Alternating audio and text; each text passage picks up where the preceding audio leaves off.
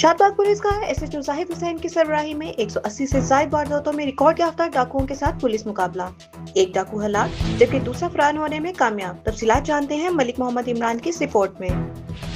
जी बिल्कुल, police helpline 15 पर collar ने बताया कि 2 डाकू नकद रकम और मोबाइल छीनकर करीबी जंगल की तरफ फरार हुए हैं, जिस पर थाना शाहबाद पुलिस की पेट्रोलिंग टीम ने एसएचओ जाहिद हुसैन की सरबराही में डाकुओं का पीछा किया तो डाकुओं ने पुलिस पार्टी पर सीधी फायरिंग कर दी, जिससे पुलिस की गाड़ी को नुकसान पहुंचा। इस दौरान शाहबाद पुलिस की जानब से हिफाजत खुद इख्तियारी अपनाई गई।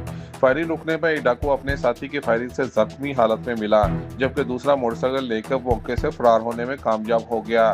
पुलिस ने जख्मी डाकू को फौरी तिब्बी इमदाद के लिए अस्पताल मुंतकिल किया, जहां पर वो जानवर न हो सका। पुलिस का कहना है कि हलाक डाकू की शिनाख्त सैयद सज्जाद के नाम से हुई है, जो डकैती, चोरी, नकबजनी और गैर कानूनी असले जैसी 180 के करीब वारदातों में रिकॉर्ड याफ्ता है।